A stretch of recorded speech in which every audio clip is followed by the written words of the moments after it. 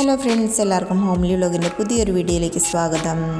അപ്പോൾ എല്ലാവരും സുഖമായിട്ടിരിക്കുന്നു എന്ന് വിചാരിക്കുന്നു. ഇന്ന് നമുക്ക് ഒരു പപ്പായ കിട്ടിയിട്ടുണ്ട്.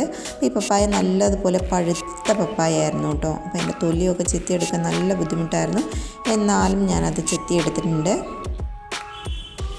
പപ്പായ ഇങ്ങനെ വെറുതെ കഴിക്കാൻ തന്നെ എന്തൊരു ടേസ്റ്റാണ്.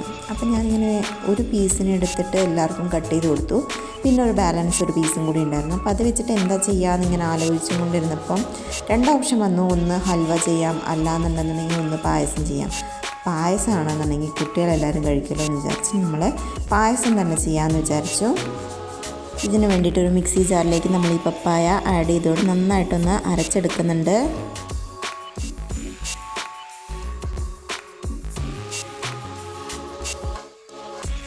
പാൻ ചൂടാവാൻ വെച്ച് അതിലേക്ക് അല്പം നെയ്യ് ആഡ് ചെയ്ത് കൊടുത്തിട്ടുണ്ട്. നമ്മൾ സേമിയ വറുത്തെടുക്കാനാണ് പോകുന്നത്. നമ്മൾ വെറുതെ പപ്പായ പായസം മാത്രമായിട്ട് വെച്ചാലും ടേസ്റ്റാണ്. എന്നാലും ഈ ഒരു പപ്പായ പ്യൂരി ആയതുകൊണ്ട് കുടിക്കാൻ മാത്രമേ ഉണ്ടാവുള്ളൂ. അപ്പം നമ്മൾ പായസം എപ്പോഴും എന്തെങ്കിലും കടിക്കാൻ കിട്ടുന്നതാണ് നല്ലത്. അതിന് വേണ്ടിയിട്ട് സേമിയ ചേർത്ത് കൊടുത്തിട്ടുണ്ട്. സേമിയ അല്ലാന്നുണ്ടെങ്കിൽ ജവ്വരി ആണെന്നുണ്ടെങ്കിലും മതി. ഇപ്പം ഞാൻ സേമിയാണ് എടുത്തിട്ടുള്ളത്.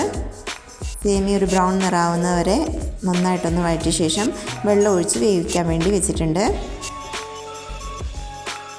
വേറൊരു പാനിലേക്ക് നമ്മൾ ഈ അരച്ച് വെച്ചിരിക്കുന്ന പപ്പായയുടെ പ്യൂരി ആഡ് ചെയ്ത് നന്നായിട്ടൊന്ന് ഇളക്കി യോജിപ്പിച്ച് കൊടുത്തിട്ടുണ്ട്.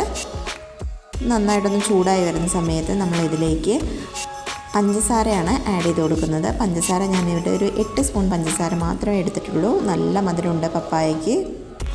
നിങ്ങളുടെ കയ്യിലുള്ള പപ്പായയുടെ മധുരത്തിനനുസരിച്ച് പഞ്ചസാര ആഡ് ചെയ്ത് കൊടുക്കാവുന്നതാണ്. അപ്പോൾ നല്ലപോലെ മിക്സായി പഞ്ചസാരയും പപ്പായയൊക്കെ നന്നായി മിക്സായി വന്നിട്ടുണ്ട്. ഇനി ഇതിലേക്ക് ആഡ് ചെയ്ത് കൊടുക്കാനുള്ളത് ഏലക്കാപ്പൊടിയാണ്. അപ്പോൾ ഈ ഏലക്കാപ്പൊടി ഞാൻ പഞ്ചസാര ഏലക്കാപ്പൊടിയും കൂടി പൊടിച്ച് വെച്ചിട്ടുണ്ട്. അപ്പോൾ അതൊരു സ്പൂണ് ആഡ് ചെയ്ത് കൊടുത്തിട്ടുണ്ട്. ഇനി ഇതിലേക്ക് ഞാൻ തേങ്ങാപ്പാൽ ഉപയോഗിച്ചിട്ടാണ് ഈ പായസം ചെയ്തെടുക്കുന്നത്. അപ്പോൾ 2ാം പാലാണ് ഞാൻ ഇവിടെ ഒഴിച്ചു കൊടുക്കുന്നത്. 2ാം പാൽ ഒഴിച്ചു കൊടുത്തതിന് ശേഷം നമ്മൾ വേവിച്ച് വെച്ചിരിക്കുന്ന ഈ ഒരു സേമിയ ആഡ് ചെയ്ത് കൊടുക്കുക.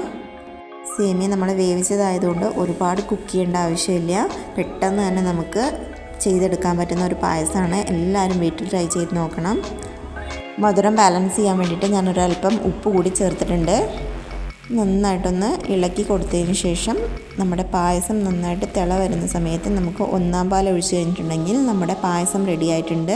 അപ്പോൾ നമ്മുടെ പായസം ഇഷ്ടപ്പെടുകയാണെന്നുണ്ടെങ്കിൽ എല്ലാവരും ലൈക്ക് ചെയ്യാനും ഷെയർ ചെയ്യാനും കമൻറ്റ്സ് അറിയിക്കാനും മറക്കാണ്ടിരിക്കുക. ഈ ഒരു പായസത്തിലേക്ക് നമ്മൾ അണ്ടിപ്പരിപ്പ് മുന്തിരി ഒന്നും തന്നെ ചേർക്കുന്നില്ല. നെയ്യ് ചൂടാവാൻ വെച്ചതിന് ശേഷം അതിലേക്ക് ചെറുതായി അരിഞ്ഞു വെച്ചിരിക്കുന്ന തേങ്ങാ കൊത്തുകളാണ് ആഡ് ചെയ്ത് കൊടുക്കുന്നത്. നന്നായിട്ടൊന്ന് റോസ്റ്റ് ചെയ്തതിന് ശേഷം നമ്മൾ പായസത്തിലേക്ക് ആഡ് ചെയ്ത് കൊടുക്കുക. നമ്മുടെ വീഡിയോ ഇഷ്ടമായിട്ടുണ്ടെന്നുണ്ടെങ്കിൽ ലൈക്ക് ചെയ്യാനും ഷെയർ ചെയ്യാനും കമൻറ്റ്സ് അറിയിക്കാനും മറക്കാണ്ടിരിക്കുക. പപ്പായ ഒരുപാട് ഹെൽത്ത് ബെനിഫിറ്റ്സ് ഉള്ള ഒരു ഫ്രൂട്ടാണ്. അപ്പോൾ എല്ലാവരും പപ്പായ ഇതേപോലെ പായസം വെച്ച് കഴിച്ചു നോക്കുക. പപ്പായ ഇഷ്ടമില്ലാത്ത കുട്ടികൾക്ക് പോലും ടേസ്റ്റ് മനസ്സിലാക്കാൻ പറ്റാത്ത രീതിയിലുള്ള പായസമാണ്. പപ്പായയുടെ ഒരു ഫ്ലേവറും ഇല്ല, പക്ഷേ എല്ലാ ഗുണങ്ങളും ഈ ഒരു പായസത്തിൽ അടങ്ങിയിട്ടുണ്ട്. ട്രൈ ചെയ്ത് നോക്കുക. താങ്ക്